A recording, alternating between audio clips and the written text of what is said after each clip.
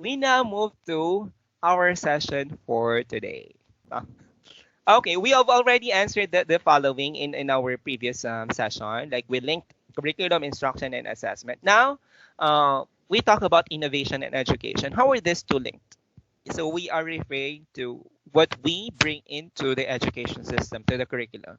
Strategy, the materials, ayan. Yung tama yung sinabi ni Nicole, no, that innovation is something new, yung bago. And that's what we are always rooting for when it comes to teaching, yung bago. Kasi pag nakasanayan na, it has the tendency to become boring. It has the tendency to become stale. S-T-A-L-E. When I say stale, yung bilasa, luma na. Okay, that's stale. Bring in something new. That's innovation. Kunyari sa mga materials, hindi naman pag sinabing innovation, kailangan mahal, no? Okay? Yung sinabi ko nga last time, yung usual gamit ng projector is to project images. Pero merong isang teacher na ginamit yun as flashlight into a shadow play. Ayun, innovation yun. Ano pa? Yung sako, ginawang instructional material. That's innovation. Okay, from trash, ginawa yung instructional material, spinning wheel. That's innovation. Okay?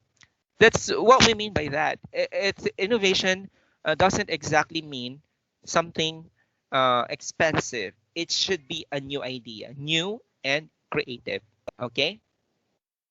So that's how we link innovation and education. And it's because of education we have innovation.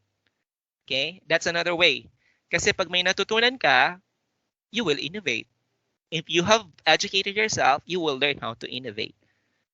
Katulad sa mga na-inventong mga machines, equipment, tool, digital, what do you call this one? Digital gadgets, for instance, at present, saan ba, these are innovations, yung mga bagong pinipresent sa atin, na ang dami na, no? Sa gamit sa bahay, okay, nano mang gamit king sarini, these are innovation, and these are products of education. Okay, ano karakal issue? Syempre, may lala kong issue, especially when it comes to curriculum. First issue, sabi dito, despite series of innovations, poor academic performance of learners still evident. Like in the Philippines, we lag when it comes to reading and literacy. Yung reading comprehension bumababa. Ano ba ang problema? Ito ang problema. This is the secret I'm going to tell you. In some other schools, you know what? It's so sad that I would hear teachers sanitizing reports. So, naning sanitizing reports. When sanitizing report, it means dinadaya. Pelagwan kaya muna. Dinadaya nilang report na pinapasa sa division office para mapaganda yung performance ng school. Okay, like they will change the mean PL, the mean score, okay, yung result ng examination, papalitan nila. And which is not good. Bakit? Kasi pagdating yan sa division office, yan ang magiging basis nila to create programs. And nakikita nila napaka-perfect, pasado lahat. Some, I'm not saying all, some, I've seen some, okay, coming from the words of some people I know, okay, so as much as possible, put dignity to the reports that you will be doing in the future as teachers, okay, because that will be the basis for growth and development. Next, by the way, speaking of poor performance, saan tayo nagkukulang? Yun nga, yung program, hindi nabibigyan ng tamang program kasi hindi natin ina-admit kung anong mali. Sometimes, may fault din tayo. Okay, we have the fault as teachers na pinapasa na lang natin kasi ayaw na natin makita yung bata the next school year, which is not good. You are destroying the future. Yes, napagbigyan mo yung magulang, the request of the parent, but remember, this child will become a leader someday, a citizen someday in the future, okay, an adult citizen in the future. So ano siya pag hindi mo tinuruan? Yung hindi marunong magbasa na laging naluloko araw-araw. Hindi pinarusahan mo yung bata. Okay. Curricular innovation lack ownership from stakeholders. Education, under K12, performance-based, outcome-based. Alam niyo yan? Pag sinabing outcome-based, when you say outcome-based, when you create your plan, okay, you start with the expected output, the expected scale, the expectations. Okay? And that's what you are going to check in the end when you evaluate your expectations. That's why it's outcome based. Na kunyari, sa isang lesson na ito, your lesson is about communication skills, for instance. Now, how to know if they already gained the communication skills? Let them perform. Let them produce an output. Let there be an outcome. Okay, through, for instance, role play. Another, they will write a report. Another, you will do simulation, job interview, kunyari, mock job interview. Ikaw ang viewer, sila ang interviewee to see if they gain the communication skills. That's outcome-based. Yun kasi yung target mo. So yun ang tinetest mo sa dulo. Okay, that's what's in your mind. So before you start with the lesson, sinasabi mo na yung expectations mo. Okay, before we start with our lesson, I would like to inform everyone that at the end of our session, at the end of this topic, after 1 week, we will have a mock job interview. And all of you will answer my question as if you are applying for a job. Okay, syempre, makaramdam lang kanta na kasi ating mock job interview, pakibalwan ding resa-resa. Like this one, yung sinabi ko na ang final requirement natin is a demonstration to implement your plan. Okay, that you have designed. You are listening because you know you need this when you do your task. Okay, so that's a basic feature of K12 program. Now, to learn about K12, you study about R8 10533.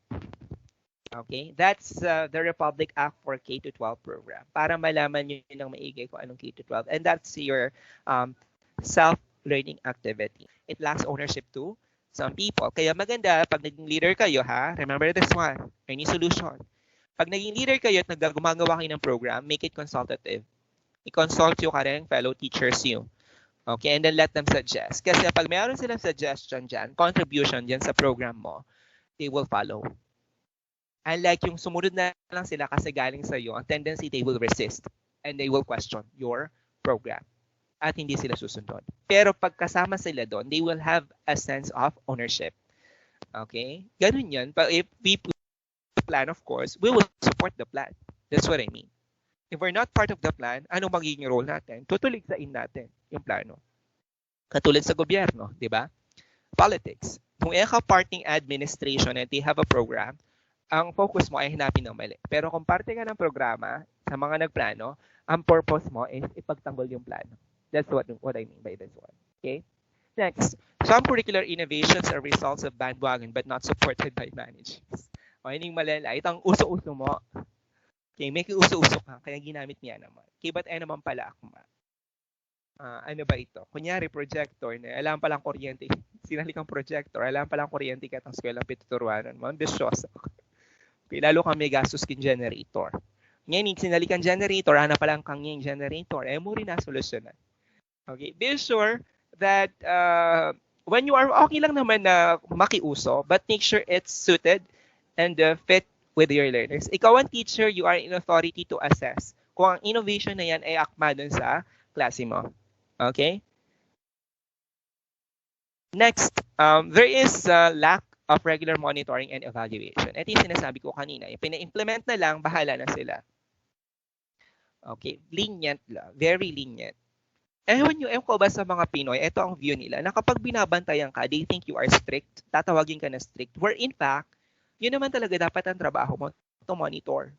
Okay, kasi ang mga Pinoy, aminin nyo at hindi, pag walang nagmo-monitor, hindi nila, madalas, karamihan na, hindi nila tatrabahuhin na maayos. But if somebody monitors, talaga naman, mas lesing obra. Look, when somebody observes you in class, pag observation, akakitsura ng teachers, itong super extend laking arms, ne? Umakabend lang, ne? Oy, thank ka tatuwa. Nanong papakad na sapak ning board, ano karakal materials. But during regular session, na walang nag-observe, ay, one look pa, nakaburing sasabi, look, makanyan la. Pero pagating mag-observe, yes, one, what do you need? Ay, pota tayo biyayan. One, look na tamo na. Anti ang learning teachers. Ating halong kapagpanggapan. Okay?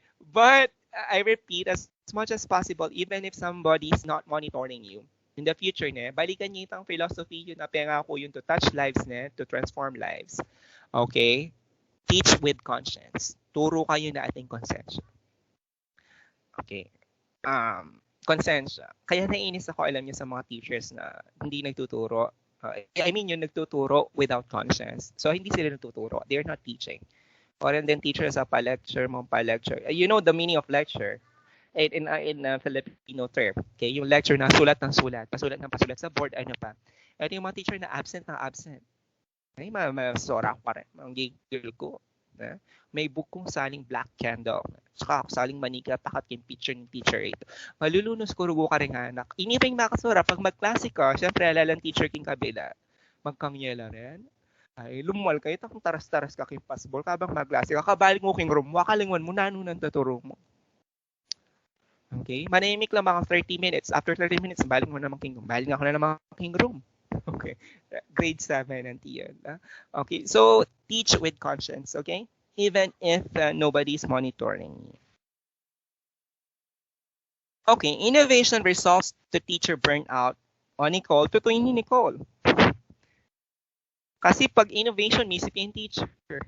Mag-obra yung teacher na, misip yung bayo, pag-obra niya, it will burn you out. Nicole, chance. Okay. But, I repeat, it's about time management. Yung pinag-aralan natin in teaching profession. Time management. And ako maning uling obra. Kasi naman inisip mo niyan, yung vacant mo, which is miskaking kasiping mong cubicle at teacher.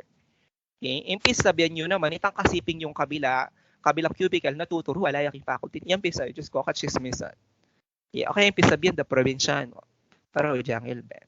Korean drama. Pero yabo naman ending king Ilven nyo, di ba? Wala naman na liwang version yan. At yung mga liwang version, yung liwang network. Okay, ayan. Ano pa? Okay lang kung wala ka ng trabaho, but again, use your time wisely when you are in school. At siguro din mong pag-uwi mo, wala kang inuwing trabaho kasi ginawa mo na sa eskwelahan. Okay, innovations are not communicated to all. Sometimes only the managers. For sure, you know about K12. Alam niyo naman ang K12. Pag pumasok kayo sa isang eskwelahan, alamin niyo lahat ng programa na meron sa loob. You should know about the different DepEd memorandums, DepEd trusts, DepEd programs once you enter the field. Ayun, ganun yung sinasabi ko. Alamin natin bago tayo. Alamin natin bago tayo pumunta doon. Before we go into the battle, we should know about that. Okay? We should know about what is the purpose of the battle.